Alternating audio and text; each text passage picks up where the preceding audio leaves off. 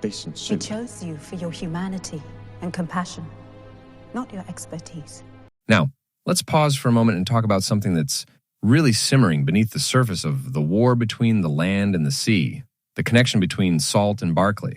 At first glance, you might think this is just a simple diplomatic tension between a human and a Homo Aqua leader, but there's a lot more going on here.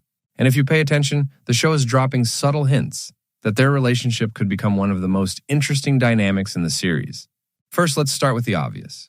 Opposites attract. Barclay is, quite frankly, a regular guy, awkward, anxious, and completely thrown into a situation that he never signed up for. He's a low-level logistics clerk thrust into the center of humanity's first real contact with an ancient, powerful species. Every move he makes feels tentative, uncertain, sometimes clumsy. And then there's Salt, confident, commanding, almost hypnotically composed.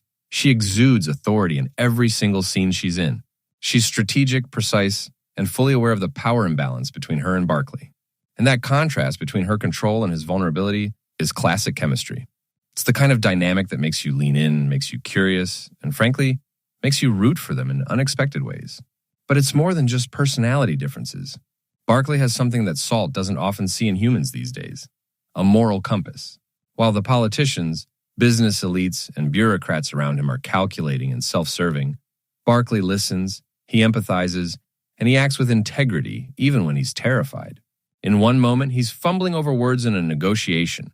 In the next, he's questioning humanity's failures, standing up for what he believes is right. That moral courage, that unwillingness to compromise on basic decency, is incredibly compelling. And for Salt, who's witnessing centuries of human neglect and abuse of the oceans, Barclay's honesty and heart might feel like a rare beacon of hope. Could this admiration quietly be shifting into something deeper? Absolutely. Then there's vulnerability.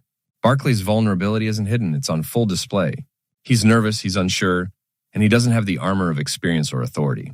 And for someone like Salt, who is used to commanding respect and controlling situations, encountering that kind of raw, authentic vulnerability can be disarming.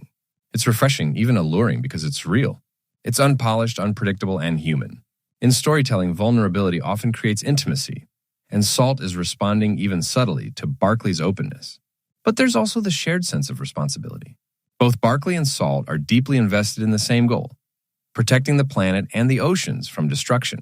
It's a heavy, almost existential responsibility, and it's one they both feel personally. That shared purpose builds a connection that goes beyond words. Salt isn't just seeing Barclay as a negotiator or a human representative. She's seeing him as a partner, someone who is invested in the same moral mission that drives her species. That alignment of values is a strong foundation for trust, respect, and yes, even attraction. Now, here's where things get even more interesting. Barclay doesn't just challenge the usual human norms, he challenges Salt. He's not a predictable pawn or a subordinate to be controlled. His bravery, his questioning, and even his awkward honesty make her reassess her assumptions about humans. He's unpredictable, which makes him compelling.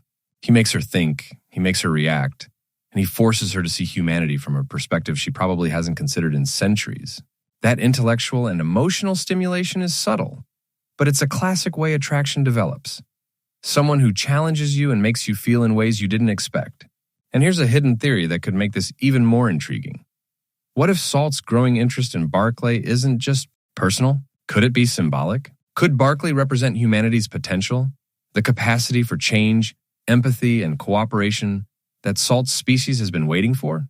Every interaction, every negotiation, every moment of tension might be Salt testing him, gauging whether humans are worthy of trust or whether Barclay could embody the bridge between land and sea.